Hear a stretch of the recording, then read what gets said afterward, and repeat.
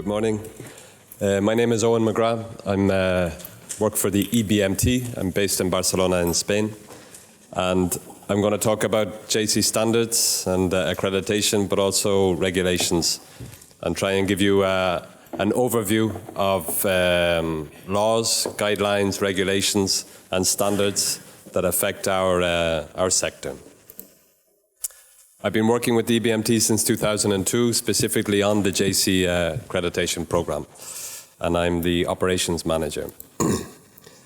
So I'm going to try and paint a picture, give you some idea of context of why we need regulations. We heard just now that we've talked about a technology which is 60 years old, but at the same time there are some very exciting new developments happening. And then the regulatory framework, and then I'll finish with some time dedicated to the standards and accreditation. Just to say that your commissioner, I think he's the only Lithuanian commissioner, happens to be for public health, and he's in my country today while I'm in his country. But this guy is quite key in terms of regulation, at least in the European Union, and he's the head of a commission in Brussels, which we have quite good dialogue with as well. And partly I think it's because he would support a lot of what we are saying today here. So why do we need standards and regulation? So if we think of perhaps this university hospital, and we have a nice organigram and hierarchy, and it's very clear what's going on from the top down to the bottom. But every day, your jobs probably look more like this, and particularly in cellular therapy, where you have a lot of interaction, a lot of people are involved. You have, obviously, staff, your pharmacy department, you might have social workers. Clearly, the patient is there as well, nurses, physicians in training, families, the cleaning staff, dietary staff, etc. And when we come down specifically to bone marrow transplantation, you can see we have donors involved. We have testing for infectious diseases, recovering cells from storage afterwards, the processing, distribution, and all of this surrounding what we're calling the therapeutic application of cells, whether it is 60-year-old technology or much more recent technology. And perhaps one almost unique aspect of cell therapy is the role of the unrelated donor. And this is a paper from 2004, and they calculated that every day 33 stem cell products are being transported. And I would say that since 2014, that number has probably increased. So somebody can calculate how many products are traveling every hour. It's at least one, and a little bit more in a 24-hour period. So also our technology has changed over 60 years. What we did 60 years ago, or even what we did 10 years ago in transplantation, we are doing it differently and better, I would say, now. So apart from this growing increase in the number of unrelated donors, and you can see that from any of the worldwide, from the WMDA, sorry, not WBMT, WMDA, World Marrow Donor Association, you can see that data. But also we're seeing much older patients, and we're now transplanting patients that, again, a short time ago were out of any possibility for transplant. And that's because we can decrease toxicity, but this still needs to, further work. And then in general, your patients, your donors, and you as professionals are demanding higher standards of safety, higher standards of quality as well in what you're doing. So all of this complexity in general, in medicine in general, generates higher possibility of things going wrong. This is a report from the European Parliament, 2015, and you can see that almost 1 in 10 people who went into a European Union hospital suffered some sort of adverse reaction, something they didn't have before they came into the hospital. And then if we drill down a little bit and we just look for headlines from the press, and this is not so much the specialized press, but the popular press, we can see mix-ups, people have been given the wrong medication. We can see that freezing protocols have been identified with failure to engraftment and ultimately death. This is something that we will see every day. And we possibly will see more, not because we're making more mistakes, but people are finding out about them much more quickly than before. As you know, the European Commission, in the context of the directives on tissues and cells, they publish a report each year. This is the 2015 report of severe or serious adverse events and reactions for tissues and cells. And you can see, let me see.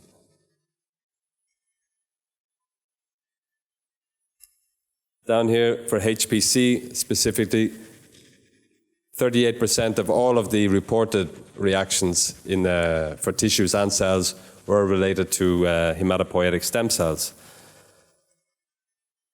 42 then broke down between transmitted infections, just 5 cases, and then other SARs, but not specified. And my own thoughts that only 42 for 1 year of activity in the European Union in all areas of, well, in stem cell transplantation, for me, looks like a very small number. And I think if you ask anybody about these reports, they would agree that incidents are underreported, that we are seeing less things happening or going wrong in the report than is actually happening. And you're probably all thinking about something you saw last Thursday or saw 2 weeks ago, which wasn't exactly the right way to go. A lot of ethical issues as well. We have, at least in the context of allogeneic, you have potential conflict between the patient's interest and the donor's interest. You have potential risk for the donor to go through a donation process with growth factors, etc. You have the ethical issue of whether somebody should really go through transplant. Is transplant really the best option for this person? Or because we're transplanters, we're going to transplant everybody as much as we can? We have a gap between supply, which is, if you like, donors, and demand, which is the need for therapies and treatments.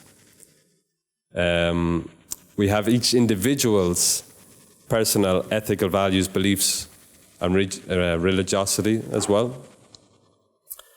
Conflict of interest in general, it could be the physician, it could be the family, etc. And this becomes particularly pronounced when we talk about consent, and particularly when we're talking about kids or minors being consented either as patients or as donors. One example is in the context of a patient or a donor is where the need to do a pregnancy assessment if the child is of childbearing age. And I can tell you that in some cultures that this is a very, very, very difficult issue to raise with the parents and to explain why as part of the workup they need to, or before workup rather, of the donor, they need to ensure that somebody is not pregnant. And that's an issue which in some countries, I'm thinking of the Middle East, can present severe difficulties to manage. And then perhaps widening the focus from purely our classic bone marrow transplantation, but this is also relevant, that there is and always has been a commitment to the non-commercialization or the non-commodification of the human body. We normally think of this in terms of solid organs. Obviously there's the trade in organs, there are donors being paid in some countries, etc. But it's equally or potentially applicable to our sector as well. Data protection. We can see what happened last week with the WannaCry virus, where with the quantity of data, of personal data, and increasingly amounts of medical data, which is now in digital format, how that confidentiality has to be protected. And then the concept of the voluntary unpaid donation as well. It's a very, very hot issue and always has been in blood transfusion. But again, there's an aspect which affects our sector as well. And then going back to what we heard about the future developments, and that's one of the topics for today as well, future directions. And CAR T cells, for instance, CAR T cells are fantastic, but we all know as well about the toxicity can be very high as well. So safety is one of the key aspects of this. We know of the trials where several patients in some of the high-profile trials have not made it. They have actually died. So I, as a patient, want some guarantees and to be convinced that this is the best option for me at a given moment. And then the production as well. And the production in those therapies is complex. The logistics are complex.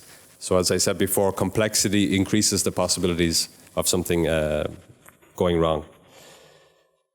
We're going to find ourselves as academics, most of us I think here are working in the academic sector, of forming partnerships with industry, partnerships which will be new in many cases. There will be perhaps a new language, a new methodology in those partnerships, those agreements, in order to actually take what the academics are doing in the laboratory, taking that research and bringing it to the bedside in a way that satisfies the patient's needs, satisfies industry's needs as well, and satisfies Ministry of Health needs and whoever pays for these treatments too. Associations are key. So we do see strong patient associations who are keen as well to contribute. Here, I just say that these last couple of slides come from a woman in France, Rial Sebag, who presented at our EBMT conference 2 years ago, or last year, beg your pardon. And she highlighted the role of the AFM in France in terms of contributing to production. And then all of this needs to be encapsulated in a legal perspective or a framework, and taking into account all of these interests that I've mentioned. The EU CELEX project, which Ms. Rial Sebag was leading, is now finished, but there are results of the project, which was sponsored by the European Union, I'm pretty sure are still available on their website, and I would encourage you to have a look, because it does lift our gaze. It does open up, if you like, our perspective from the purely scientific and medical to the issues that I've included in the previous slides. So given this context of complexity, this context of high risk, we were talking about transplant-related mortality, which can be up to 40% in some indications. But in general, in healthcare, there was a response. People realized that something needed to be done.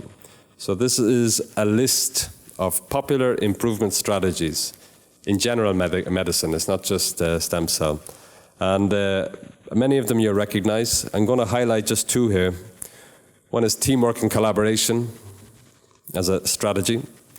And the second is external accreditation and standards. Okay? And then we're going to look a little bit at those. So teamwork, again, I'll emphasize that aspect I made at the start and those graphs of the crazy arrows and the connections and this idea of many hands. So a lot of people are involved in delivering care. But we are moving, I think, from the classic hierarchical model of the top professor and everybody is below this professor and then there's everybody below the doctor and etc. And that structures are changing, and becoming more horizontal. And that the need for multidisciplinary teams to deliver care, if it was ever in doubt, is complete. I don't think anybody could argue against them now. So that's a phenomenon which is general, but I'm sure we can all recognize it in our own work. And then, why do we work in teams? So this is some data where it says that most quality and safety problems are interprofessional in origin, and that 70% of medical errors are due to poor teamwork and communication. So again, we can see in our programs, we can see in our structures the gaps where information falls down, where patients drop into and are neither under the care of one team or another part, or etc. So this seems very simple, and in theory it's quite simple to fix as well. Close those gaps, improve communication. And then it's considered proven as well that high-functioning teams have greater quality improvement success as well. So then moving on to accreditation as a strategy. This is a nice table because it lines up regulation and it puts regulation alongside accreditation. So whether regulation tends to be minimal safeguards, minimal standards, accreditation tends to be optimal. The aim of regulation is that you have to comply in the same way as any law, whereas accreditation should be aimed at development. It should be aimed at something being continuous. Facilitation. I don't think there are too many ministries of health or regulatory agencies which facilitate the path of a caring institution through the regulatory pathway. Accreditation, the philosophy is usually far more supportive and far more aimed at facilitating the applicant. There's almost always in regulations, it is difficult to know exactly what will be looked at. There is usually no checklist, at least a public checklist. You have the law, but you don't know exactly how the inspectors or the auditors will go through the process. With accreditation, that checklist is generally public. You see it in advance, you use it to prepare, etc. The assessors are rarely experts in the field they're inspecting. They are experts, but usually they have such a broad mission that today they're looking at bone marrow transplantation, tomorrow they're looking at a bone bank, next week they have an eye bank. So there are very few experts who are experts in all of these areas. On the other hand, accreditation is performed by peers, by people who are dedicated to this area and who usually voluntarily give some of their time to helping with accreditation. And then finally, the level of staff engagement with regulation, with the police, if you like, it tends to be lower than with an accreditation pathway. So if you like, when accreditation has gone through maybe, in fact, accreditation as a concept in health is around 100 years old. It started in, I think it was 1918 in the United States with Joint Commission. But it's quite simple as well. It's, let's fix the obvious. Let's get the basic things working correctly. The next step then is, once that is achieved, then we start to systemize processes and standardize procedures. This is the idea that no matter who is delivering a particular process, no matter who is caring for a patient, if they are all following standardized processes, the patient will receive the same care. Okay?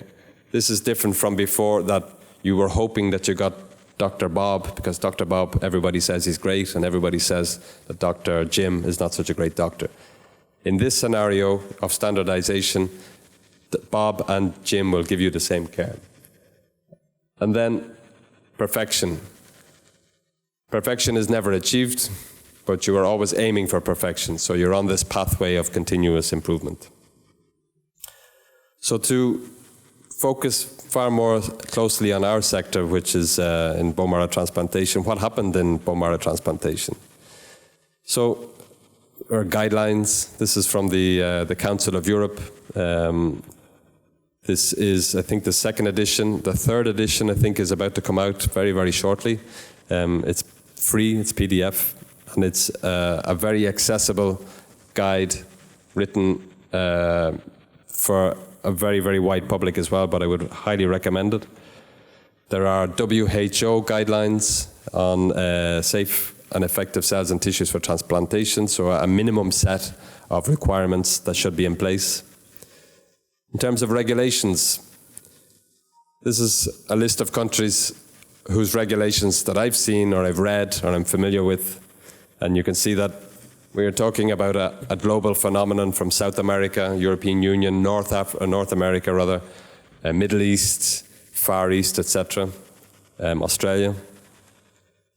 But one thing which is clear as well, that the existence of a regulation or a law does not mean that anybody is actually following this regulation or law.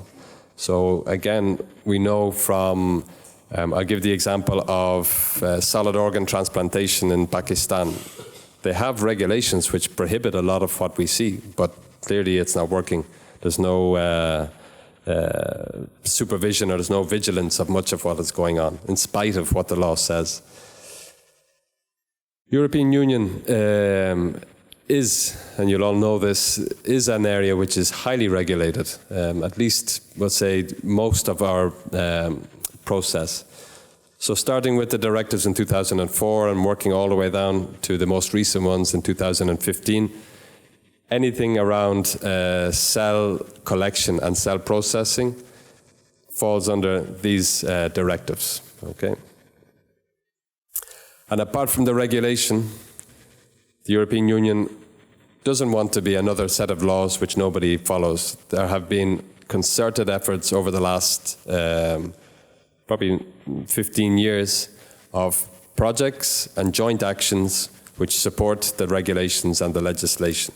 Okay, so they have and continue to do projects which aim to either build the capacity of the professionals who are delivering care, or to build the capacity of the competent authorities in each member state to make sure that what is being done is correct and is following the regulations. So then we're also living in a framework which is managing or regulating the what I call non-classic bone marrow transplantation. So this is where we talk about these advanced therapies, these new applications of old technology of cellular therapy. Under the European Union, these are ATMPs, Advanced Therapeutic Medicinal Products. There is already the Medicinal Products Directive, but probably the most significant one was 2007, which specifically regulated advanced therapies. I've heard one speaker say that in 2007 it was a very advanced directive. In a very competitive, globalized world, the European Union was conscious that it was developing regulations to allow European biotechnology and pharma to compete with Japanese, with Korean, with the United States, etc. However, it's been a very challenging area. Under the regulation, I think it's only 4 or 5 cell-based ATMP products have been authorized, and of those, I think most of I think 4 have been withdrawn from market because they couldn't, nobody could afford them. Nobody could actually pay for the actual products. Last year, I think 2 more have been approved, and we'll see if they have more success. But apart from that, and you'll see this in different publications, and I've heard it at different conferences, but it's been problematic because there is occasion where there is overlap between the European directives on tissues and cells and the advanced therapies regulation as well. And this is when it comes down to definitions. What is an advanced therapy? What is a substantial manipulation of a cell-based product, etc.? And one of the main topics for debate is the use of what we call a hospital exemption. Hospital exemption is for a product which is directed to an individual. It really is where a product is not being developed for commercial purposes. And how this is regulated is very, very different depending on which country you're in. So we don't have a homogeneous interpretation and implementation of this. So that's just one aspect of a complex area which is still, I think, in a phase of evolution. And hopefully it will come to a point which is more satisfactory for patients, for academia, for industry, and also for the payers, the public healthcare systems as well. EBMT and JACIE, which is the part of the EBMT I work for, we're very, very conscious of the need to engage with the European Union and with regulators. So we do have a good channel open with the Commission, which I mentioned earlier as well. We do respond to invitations to participate in those projects as well. And with the Medicines Agency as well, in the last 2 years, we've certainly attempted to engage and to talk to them. And we're doing that not on behalf of an office in Barcelona. We're doing that on behalf of professionals, whether you're working in Lithuania, in Germany, Spain, Ireland, or wherever within the European Union. So this is, if you like, the EBMT as a professional society assuming a role as representing interests of the professionals, but also I think we're also keen to represent the interests of patients in terms of access to these therapies. So that it's probably quite likely that in the next 12 to 18 months, European Medicines Agency will follow the FDA. We'll see Novartis, Kite, Bluebird, etc., achieving authorization for their products, and we'll see them reaching hospital bedside, if you like. But one aspect is cost. One very significant aspect is cost. More detail on this you can see on the JACIE website, jacie.org, and under national regulations. And then that brings me to standards, okay? So while regulations were being designed, while guidelines were being drafted by various bodies like the European Union, like the FDA, like WHO, the sector itself, through the professional associations, was also reacting or responding to this complexity and to this risk as well. So this table is taken from a publication from this year, actually. It's under transfusion medicine, but they dedicated an interesting chapter on regulation and accreditation in cellular therapy. And I have copied from their publication this, what I think is a nice graph, showing all of the professional society initiatives covering all aspects of transplantation, from histocompatibility, the registry with the WMDA, FACT and JACIE, who we developed the same standards, also AABB, which is principally US, but also international, covering collection center, cord blood bank, apheresis, marrow, cord blood, cell processing laboratory, the transplant center itself. Then we come down to regulations as well, European Union, FDA. So it's a heavily standardized field of medicine, I would say. And I would also say successfully standardized as well. In the United States, I'd say they pioneered it when a very high-profile case happened in Boston in the Dana-Farber Center, mid-90s, which really just confirmed for many observers the need to start developing standards. So that's mid-90s. Very shortly afterwards in Europe, some of we'll call them some very key people working within the European society, the EBMT, observed what was happening in Europe and saw the necessity to bring the concept to Europe and to encourage and to try and get engagement from the European transplanters as well. And one key aspect was this view, which, if you like, compared to regulation, which tends to look at each part in isolation, if you like, a silo view of, over here is the clinical unit, collection unit, processing, but with no consideration of the interaction.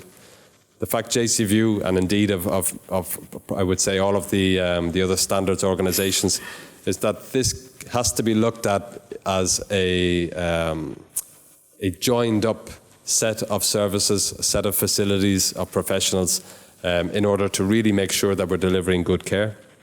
And consequently, the standards, you will see that many of the aspects are in the same color, which really is to stress the commonality in many areas. And just to highlight as well that you will see quality management, policies and procedures repeated across all of the areas here.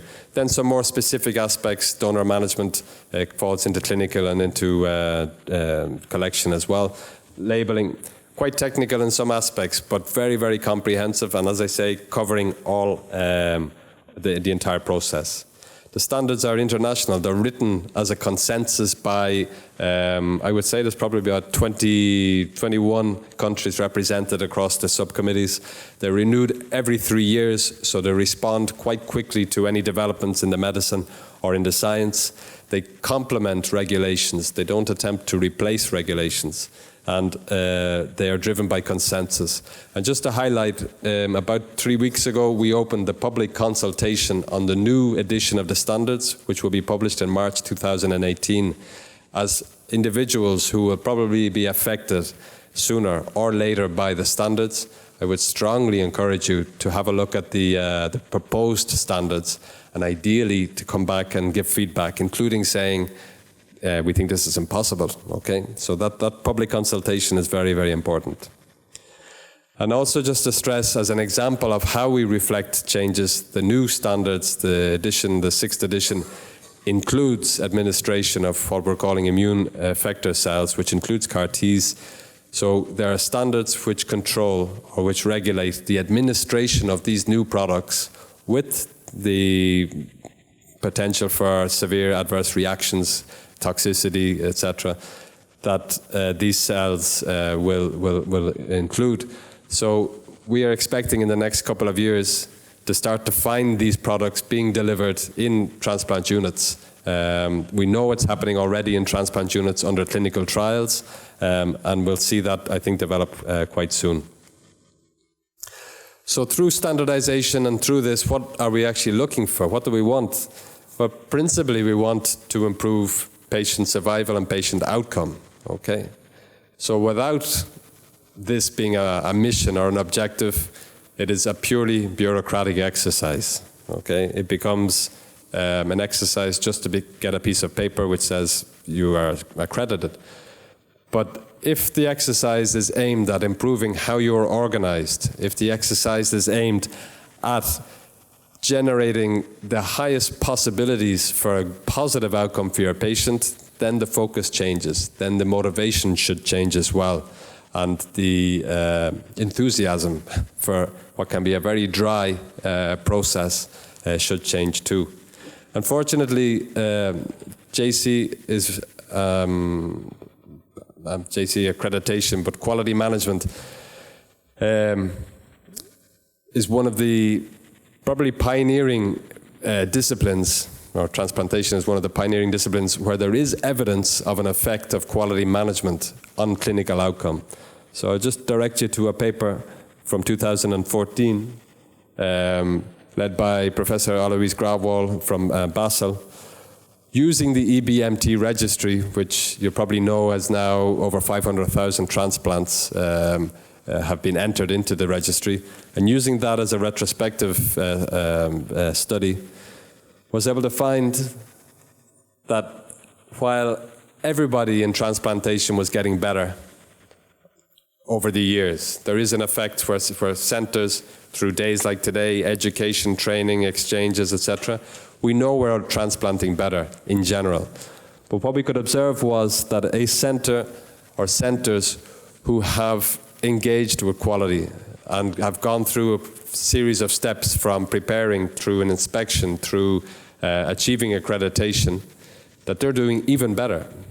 The difference being that if you don't have any accreditation, you're improving by 3.5% per year.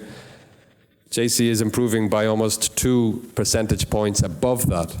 So the number of percentage points is small, but the number of patients that affects is quite significant. And then in JACIE accredited centers, we're seeing higher relapse-free and overall survival at 72 months compared to the rest of the centers as well.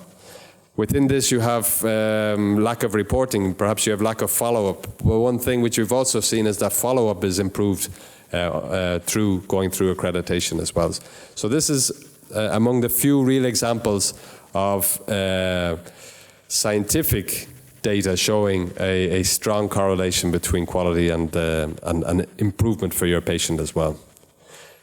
And I'm very happy to say that we see an improvement for how we manage our donors as well. This is the first of 2 papers from, I think, 2 years ago. One was just a single center, but the follow-up paper is a much wider sample. And we are managing our related donors in a much better way by applying the standards, the FACT-JACIE standards. So we are managing, through using the standards, some of the ethical issues that I showed in the slide earlier on. for instance, that the donors are being managed by somebody who is not responsible for the recipient, that physician, his or her priority is normally his patient, and that may affect how he or she assesses and how he or she consents or facilitates the donor as well. Particularly in a family context, we know that that's more complex, and there may be aspects there which could go against the interest of the donor in those cases. We don't just want to be an exercise that increases costs. This is from 2004. This is an editorial in bone marrow transplantation at a time when JACIE was really just starting. We were just in our first couple of years of activity. And it's worth reading this editorial. I'm pretty sure it's now open access. I have to say that the conclusion of the piece is far more positive than the headline itself, but it's certainly it's worth reading again actually now, 13 or 14 years later, to see if what Jane Apperly at the time wrote, if it's still actually true. And we don't want to be this bureaucratic exercise where people just tick boxes, and we certainly do not want that as experts, as physicians, as nurses, as technicians, as scientists, that you stop thinking, that you only do what's written down. That's not the objective.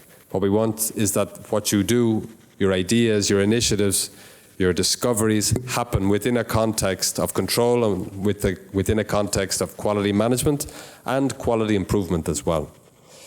And outcomes in this cartoon, outcomes is something that is becoming more and more important as we improve how we measure outcome, but it should not be just based here, as they say, on how high the paper is in the office. It should be something a little bit more scientific and more relevant as well. So just talking about JACIE today, I'm obviously biased. My conflict of interest is that I'm 15 years with JACIE, but I think it's one of the, I would say with the EBMT registry, JACIE and accreditation has been one of the two key success stories of EBMT over the last 40 years. You can see that we are not something that is just UK, or it's not just something that happens in Germany, but we have a phenomenon which crosses borders, which has, I would say, created a language, a common language around quality, which certainly didn't exist 15 years ago. If you said to a physician 15 years ago to write a standard operational procedure, perhaps maybe they might have known what you're talking about. But I think now, regardless of where that physician is working, I think that language will sound at least familiar to them, and hopefully more as well. If we look then at how high the take-up as well is, this is based on the 2014 activity survey data from EBMT. You can see that in allogeneic transplantation, I would say that in autologous, the take-up or the penetration is lower, but in allogeneic, we're looking at those dark red countries of where practically all centers in a given country doing allogeneic transplantation have either applied for accreditation, have been inspected, or have achieved accreditation, okay? And you can see how high those numbers are in some countries. But you can also see the geographical distribution as well. And last week I was in Argentina at a Latin American Congress, and we're very, very convinced that that will be the next region. I'll have to get a bigger map to show South America as well, because I think we will start to see centers applying from there as well. What I would say is that there's an area in the European Union at least which we have an absence of centers engaged. We understand there are different reasons for this. Historically, I would say it was probably resources, but I think as the years go by, that it perhaps is not the main reason. And I'm very hopeful, though, that in the next couple of years we'll see some more progress in Central Europe as well, and Eastern Europe. And it's not just a voluntary scheme either, that I think very unusually for a profession-driven initiative, JACIE accreditation has been incorporated into some regulations. regulations for authorizing transplantation, which is the case in the Netherlands, where you cannot transplant unless you have accreditation. That's since 2006, that's 11 years ago. Belgium is similar. France for authorization, Italy is similar as well. And also in the UK and Switzerland, and I think Belgium, they've also associated accreditation with the hospital receiving repayment or reimbursement of treatment costs as well. And in fact, where there is money, there is motivation. So this has been one of the key drivers as well. And then in Spain, in a slightly different color, it's not quite, it's not a regulation, but it's a very, very strong endorsement from the National Transplant Organization and strong encouragement of Spanish transplant centers as well. And I'll just show you this, if you like, as a way to reflect on everything we've seen. And this is from 1962. It's a book called Diffusion of Innovations. And it talks about these phases: the innovators, early adopters, early majority, late majority, and laggards. For laggards, if you don't understand the term, is somebody who is very, very slow to follow a trend or to follow an initiative. So laggards will be slow. And you could talk about this in the context of smartphones. You could talk about this probably in the context of the wheel, going back, I don't know how many millions of years ago. But I've adapted this a little bit to JACIE, where over, if you like, 2004, when we had some European Union funding and we really kicked off JACIE and we did our first 20 inspections, up to now, or recently 2016, and this, I think, is where we are. I think we're approaching the top of the curve, where we will have, certainly we have the innovators, those pioneering centers, or brave centers at the start, the early adopters, the early majority. And now we're reaching this point where the centers who are left will be the late majority, and potentially we might reach the laggards, we might not. I don't think we'll ever get 100%. But there will always be some who will just never engage with this. So this period here is going to be interesting, because in some ways it could be the hardest part. It could be really reaching those centers who simply were not ready for this first part and still have problems. But we're anxious to find out how we can help them. And one way we're looking at it is by making the accreditation process into steps, rather than being one process with all of the standards and everything in one go. We're looking at a process for those centers who are challenged in resource terms, principally. For instance, South America could be one region, that we can help them also engage with this process as well. I'm going to close with the last couple of slides just to highlight the role of the inspectors. An inspector is an individual who 365 or 360 days of the year is a cell therapy expert who works in a hospital, who is a physician, who is a scientist, but who, for whatever reason, dedicates to us voluntarily 2 or 3 days a year and performs inspections for us. They are people who have at least 5 years professional experience directly in transplantation. They don't get paid. There are no rich inspectors, I have to say that. We try and put you in nice hotels and try and put you on direct flights, but nobody gets wealthy. But they are the key to this process, because the persons who will inspect you will be people like you. The people that you would inspect are people like you as well. So that language is common, that understanding is common. Obviously the viewpoint changes, where you're now trying to observe compliance with standards.